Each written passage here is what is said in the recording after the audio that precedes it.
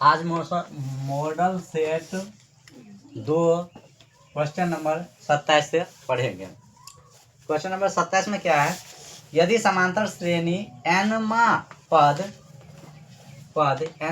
जो है 5 - 3n हो तो इसका सर्व अंतर पद क्या करना है, निकालना है। क्या निकालना है? सर्वांतर पद। सर्वांतर पद निकालने के लिए पहले हमको यहाँ पर माना कि n बराबर 0, 1, 2 इत्यादि ले सकते हैं, ठीक है, और भी ले सकते हैं। 5 - 3 गुने x का मान पहले हम कितना लिए, 0। क्या है? 0। x का मान यहाँ पर 0 सेट करेंगे। 5 - 3 को हम 0 से गुना करेंगे, कितना हो जाएगा? 0। और 0 5 में से 0 घटाएंगे तब कितना? 5 आएगा। एक पद दिया आ गया। फिर निकालेंगे 5 - 3n। फिर रखते हैं कितना मान? 1। यानी n के मान हमको कितना रखना है, यहाँ पर 1। और यहाँ पर n के मान कितना रखे थे? 0। और n के मान कितना रखते हैं फिर? 1। 5 - 3 गुने 1। 5 इसको गुना करेंगे 3 को 1 से, कितना हो जाएगा? 3 हो जाएगा। 3 घटाएंगे तो कितना आएगा? 2।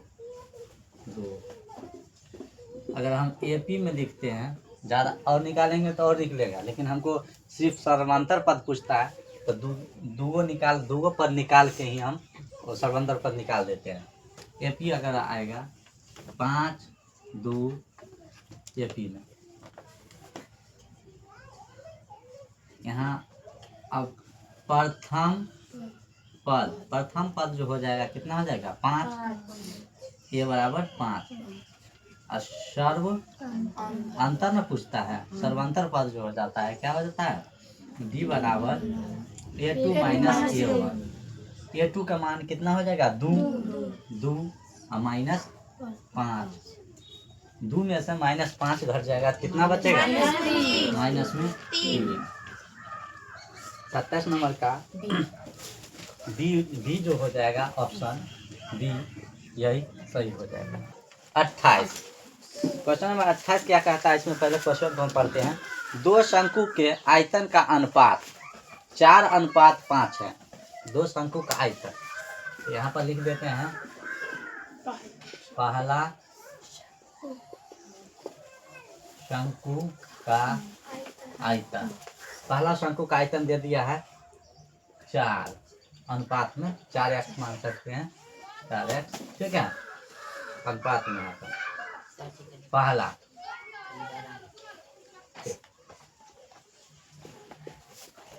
दूसरा शंकु का आयतन 5 यानी 5x मान लेते हैं। उसके आधार का त्रिज्या, पहला शंकु का त्रिज्या, पहला शंकु का त्रिज्या जो हो जाएगा 2। दूसरा शंकु का त्रिज्या जो हो जाएगा 3 हो गया।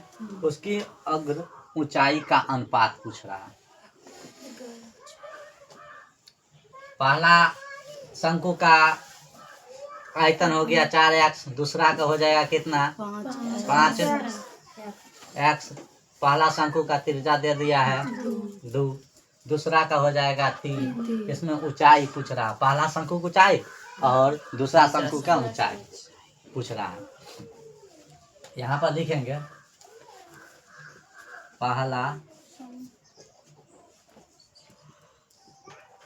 शंकु का आयतन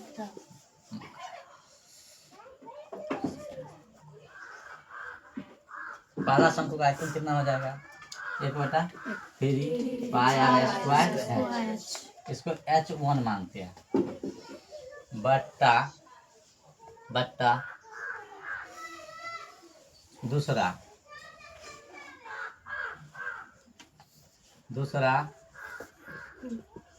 शंकु का आयतन, दूसरा शंकु का आयतन बराबर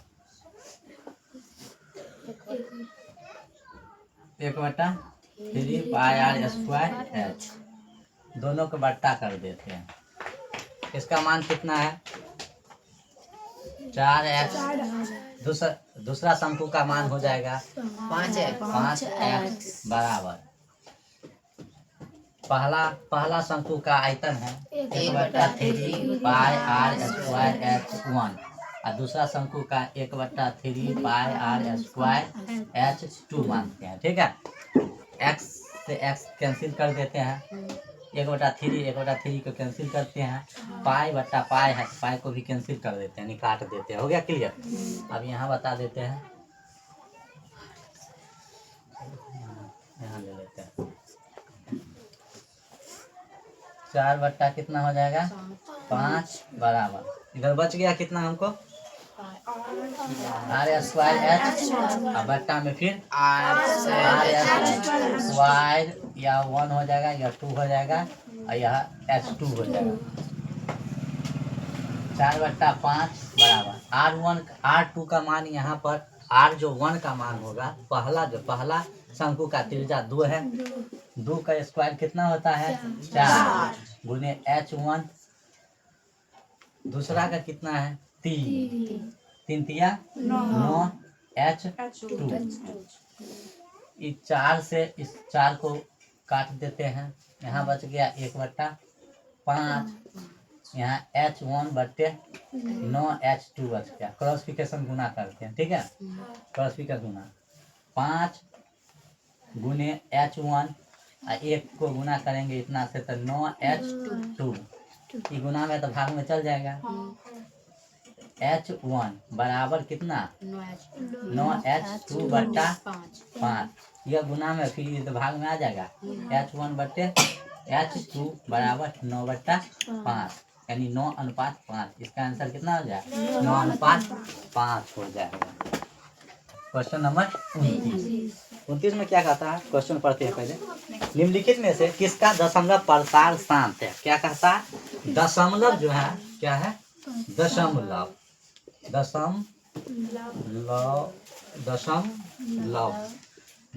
जो है ना शांत, क्या कहता है शांत कहता है। दशमलव शांत का मतलब क्या होता है, जो संख्या को हम पूरा अगर कट जाता है यानी भाग लग जाता है उसे क्या कहेंगे यानी शांत कहेंगे, और जो संख्या यानी शेष फल बच जाएगा उसे क्या कहेंगे शांत कहेंगे। तो यहाँ पर हमको पूछ रहा है क्या, शांत पूछ रहा है। तो क्वेश्चन नंबर है 29 में ए नंबर है 2 बटा कितना 15, एक का क्वेश्चन है 2 बटा 15। अब 2 बटा 15 जो है शांत है कि अशांत, ठीक है, कैसे पता करेंगे, तो इसको हम 2 तरीका से कर सकते हैं। पहले इसको हम 2 को 15 से भाग देकर कर सकते हैं, ठीक है, 15 को भाग देकर, और नहीं तो इसको हम गुणनखंड करते हैं। क्या करेंगे गुणनखंड, 5 के करते हैं क्या हो जाएगा 3 से 3 5 15, 3 5 15, तो 2 गुने यहाँ पर 3 गुने 5 हो गया क्लियर। इसका गुणनखंड, और नीचे हमको पुराना है 10 पुराना है, लेकिन यहाँ पर 10 नहीं पुर रहा है, तो यह क्या होगा शांत नहीं होगा, क्या हो जाएगा और शांत हो जाएगा, क्या हो जाएगा अशांत। ये आंसर होगा नहीं, इसको काट देते हैं। बी नंबर देखते हैं क्वेश्चन, बी नंबर 11 बट्टा हो जाएगा 160। अब 160 का गुणनखंड पहले कर लेते हैं, 80 2 से तोड़ेंगे फिर 40, फिर 2 से तोड़ेंगे 20, फिर 2 से तोड़ेंगे तो 10, फिर 2 से तोड़ेंगे तो 5 हो गया। गिनते हैं 1 2 3 4 5 है ना, 1 2 3 4 5 यानी 11 बट्टा कितना लिखे 2 पर पावर 5 और गुने 5, ठीक है। इसको हम यहाँ नीचा हमको कितना पता है, 10 पुराना है, ठीक है। 2 पर पावर 5 है, यानी यहाँ पर सेम करने के लिए 2 पर पावर 5 है, यहाँ पर भी 5 डाल देते हैं। अब ऊपर भी हम कितना 5 पर पावर 5 डालते हैं। 5 पर पावर 5 और 5 पर पावर अगर भाग में रहेगा फिर वह कट जाएगा, तो फिर इतना ही हमको प्राप्त हो जाएगा, ठीक है। लेकिन हमको यहाँ पुराना है कितना 10, ठीक है। नीचे 11 बट्टा इसको गुना करेंगे तो 5 गुना कितना 10, 10 पर पावर कितना हो जाएगा 5 हो जाएगा। एक 5 यहाँ बचले हैं तो यहाँ लिख देते हैं 5। यहाँ कितना 5 है, 4 गो 5 गो 5 है, 5 गो 5 है। अगर हम इसको अगर व्याख्या ज्यादा करके लिखते हैं तो 5 बार लिखेंगे। कितना बार लिखेंगे, 1 2 3 4 5 बार, ठीक है। कितना बार लिखेंगे, 5 बार लिखेंगे। कितना बार, 5 बार, ठीक है। एगो 5 से एगो 5 कट जाएगा, बचा कितना 11 गुने 5 गुने 5 गुने 5 गुने 5, 4 गो बच जाएगा। तो 5 25 25 5 125 125 625 और बट्टा ये तो 5 कटिए गया था, बचा क्या 10 पर पावर 5, 10 पर पावर 5 हुआ। इसका मतलब हो गया कितना, यानी 5 गो जीरो देना है, सही ना। एक पर कितना 5 गो जीरो, 5 को 1 2 3 4 5 हो गया 5। इसको गुना कर देंगे, गुना करेंगे तो कितना हो जाएगा 625, 625 कितना होगा 68 75, इतना ही ना होगा गुना करके। बट्टा 68 75 कितना बैठाएंगे 5 गो जीरो, 1 2 3 4 5, 5 गो जीरो बैठाए। भाग कैसे देंगे सो समझो, शॉर्टकट इतना है, इसको उतार देते हैं पहले। 68 75 उतार दिए, जीरो गिनो 1 2 3 4 5, 5 गो हो गया जीरो, 1 2 3 4 अपना मन से एक और जीरो बैठाओ, 5 हो गया, पॉइंट डालो जीरो डालो, तो यह क्या हो गया भाग लग गया, तो यही शांत हो गया, ठीक है। तो इसका आंसर बी सही हो जाएगा। क्या हो जाएगा 29 का बी सही। देखो क्वेश्चन नंबर आप 31 पढ़ते हैं, क्या कहता है इसमें। यदि किसी पहिए की त्रिज्या, क्या दे दिया है, किसी पहिए की त्रिज्या 35 बट्टा 44 मीटर हो तो 2 चक्कर में तय की गई दूरी पूछ रहा। क्या पूछ रहा, 2 चक्कर में तय की गई दूरी। त्रिज्या का मान यानी आर बराबर दे दिया है 35 बट्टा कितना 44, 35 बट्टा 44 कितना चक्कर लगाता है, चक्कर कितना लगाता है 2। तय की गई दूरी यानी यह चलेगा इसी पर ना, यह एक वृत्त बना दिए और वृत्त इस पर चलेगा, इसी पर ना चक्कर लगाएगा, तो हमको निकालना होगा परिधि, ठीक है। क्या निकालना होगा परिधि, वृत्त का परिधि। वृत्त का परिधि जो होता है क्या हो जाता है 2 पाई आर, वृत्त का परिधि 2 पाई आर। अब यहाँ पर देखो 2 पाई का मान कितना डालेंगे 22 बटा 7 आर, आर का मान कितना है, आर का मान कितना है 35 बट्टा 44। अब देखो कितना चक्कर लगा रहा है, ये जो है एक चक्कर गया, ठीक है, फिर दूसरा चक्कर गया, तो यहाँ 2 चक्कर पूछ रहा है, तो यहाँ 2 से क्या करेंगे गुना करेंगे, 2 से गुना करेंगे क्योंकि ऑप्शन है। अब यहाँ पर ध्यान दो 22 दूनी कितना होता है 44, इसको और इसको दोनों को गुना करने के बाद 44 ही भाग में कट जाएगा, क्लियर। 7 एकम 7, 7 5 कितना होता है 35, ऊपर कितना बचा 5 दूना 10, यही आंसर हो जाएगा। क्वेश्चन कितना ए यानी 31 का कितना हो जाएगा ये हो जाएगा। 7 2 5 7 7 फिर डाल दिया 3 फिर 7। इसमें पूछता है बहुलक, बहुलक क्या पूछता है इसमें बहुलक, क्या पूछता है बहुलक। इसमें बहुलक निकालना है, क्या निकालना है बहुलक। लॉन्ग में जाएंगे तो यहाँ पर लिखेंगे चर और यहाँ पर लिखेंगे क्या बारंबारता, चर बारंबारता, ठीक है।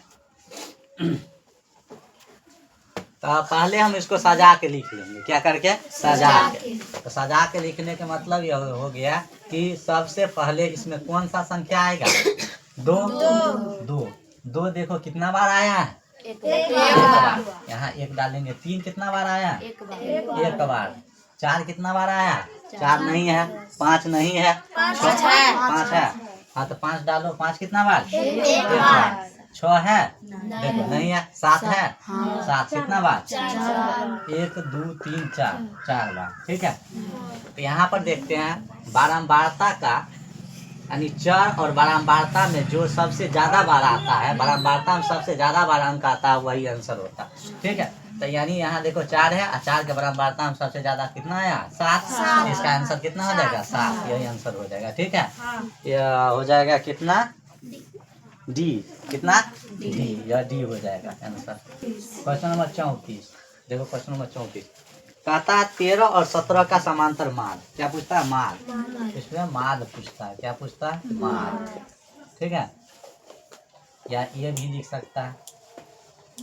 तो माद पूछ रहा है। माध्य।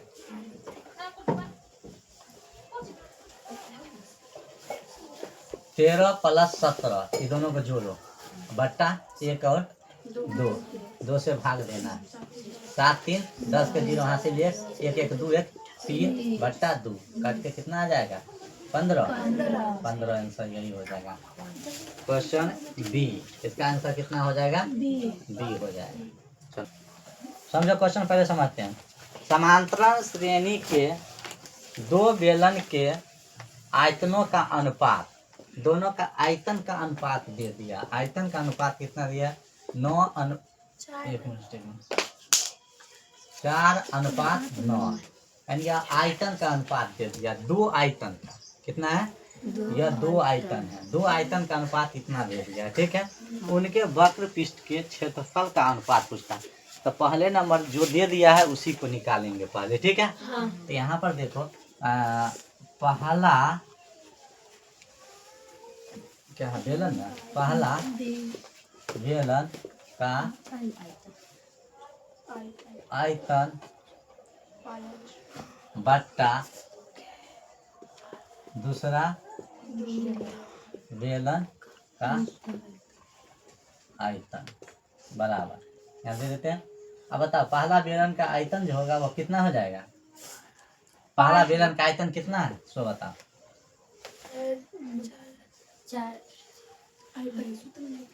पहला बेलन का आयतन का सूत्र बताएगी ना पहले। पाई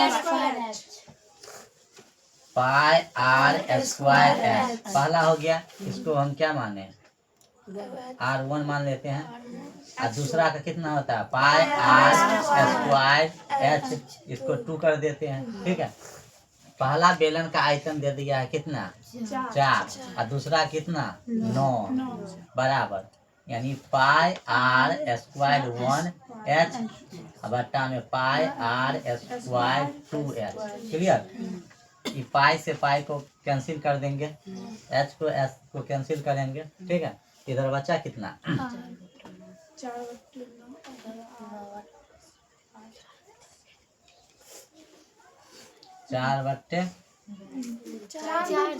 4/9 बराबर R1 स्क्वायर है और 2, तो इसको ऐसे लिख सकते हैं R1/R2 का होल स्क्वायर। यह स्क्वायर इधर आएगा तो रूट में चल जाएगा।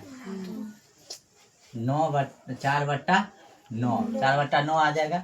ये R1/R2 हो गया। 2 हो जाएगा। इसका वर्गमूल कितना? 2 और बट्टा में कितना? 9 का रूट में आता है 3 बराबर R1/R2। R1 का मान 2, R2 का मान कितना? 3 हो गया। इसके बाद इसमें निकालना है क्या? वक्र पृष्ठ का क्षेत्रफल। क्या कहता है? वक्र पृष्ठ का। तो वक्र पृष्ठ क्या होता है? वक्र पृष्ठ का क्षेत्रफल। वक्र पृष्ठ का क्षेत्रफल क्या होता है? 2 पाई आर एच, यही होता है। तो 2 पाई आर एच, 2 पाई आर एच। तो एच जो होता है R1 यह हो गया। अब बट्टा में भी लिखेंगे फिर 2 पाई आर R2H, ठीक है। ये 2 पाई से 2 पाई को कैंसिल करते हैं, H को H को कैंसिल करते हैं, बच्चा R1 बट्टे R2। R1 का मान यहाँ से ले लेते हैं, कितना R1 का मान 2, R2 का मान 3, 2 अनुपात कितना 3, यह आंसर हो जाएगा। और यह आंसर होगा तुम्हारा कितना 35 का, सही ना, यानी ए 35 का आंसर जो एडजेक्टिव होगा ये हो जाएगा।